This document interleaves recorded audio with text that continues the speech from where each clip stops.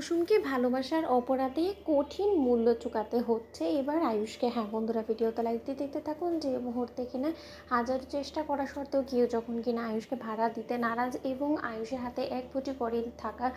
না থাকাতে এক পর্যায়ে সমস্ত লোকেরাই যখন কিনা এটা নিয়ে চিন্তিত যে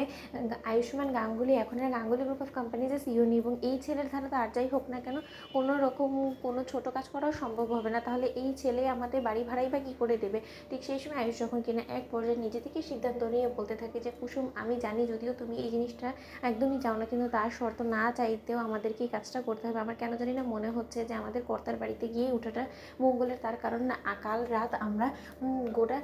অন্ধকারে এই খোলা আকাশের নিচে কাটিয়ে দিয়েছি, কিন্তু তাই বলে রোজ রোজ তো আর সম্ভব না। আর ওই গ্রামে গেলেও সেখানে আমাদেরকে কেউ চিনবেও না, এবং তার থেকে বড় কথা সেখানে আমরা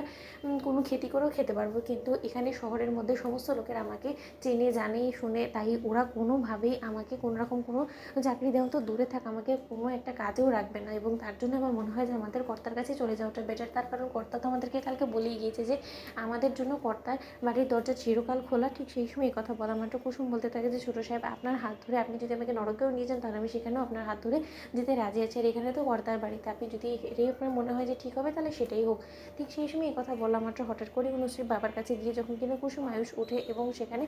অনুশ্রীর বাবা যখন কিনা তাদেরকে সাদরে গ্রহণ করে বলতে থাকে, যেটাই তুমি চেয়েছিলাম, কাজ তো তোমাদেরকে অনেক বুঝিয়েছিলাম, কিন্তু তোমরা কোনো মতেই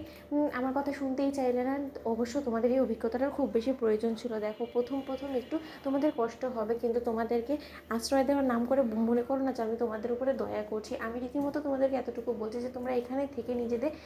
পয়সাটুকু কামানোর চেষ্টা করো, তার পরবর্তীতে তোমাদের হাতে যখন টাকা চলে আসবে তখন না তোমরা নিজেদের মতো করে আলাদা থেকে নিজেদের ছোট্ট একটা সংসার গোছানোর চেষ্টা করো, কিন্তু আপাতত আমার কাছে থেকে কুসুমকে আমার জিম্মায় রেখে কুসুমকে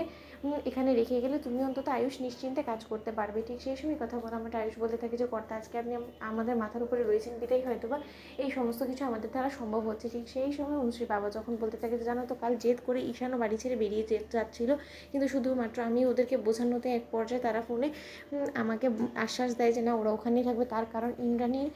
কী অবস্থা সেই সমস্ত কিছু জানার জন্য হলেও আমাদের ঈশান এবং অনুশ্রী সেখানে থাকাটা প্রয়োজন। ঠিক সেই সময় এই কথা বলা মাত্র আয়ুষ যখন বলতে থাকে যে ঈশান যাতে কোনো মতে জানতে না পারে যে আমি এখানে রয়েছি, তাহলে ঈশান কোনো না কোনো বাহানা করে কিন্তু কর্তা এখানে চলে আসার চেষ্টা করবে, যেটা কিনা আমি কোনোভাবেই চাই না। কারণ আমি চাই না যে সমস্ত লোকেরা এখানে এসে আমাদের সঙ্গ দিতে গিয়ে মাকে একা করে ফেলুক, কারণ আর যাই হোক না কেন মা আমাদের উপরে যতই রুষ্ট হোক না কেন, কিন্তু মায়ের কোনো রকম কোনো একাকৃত বোধ হোক বা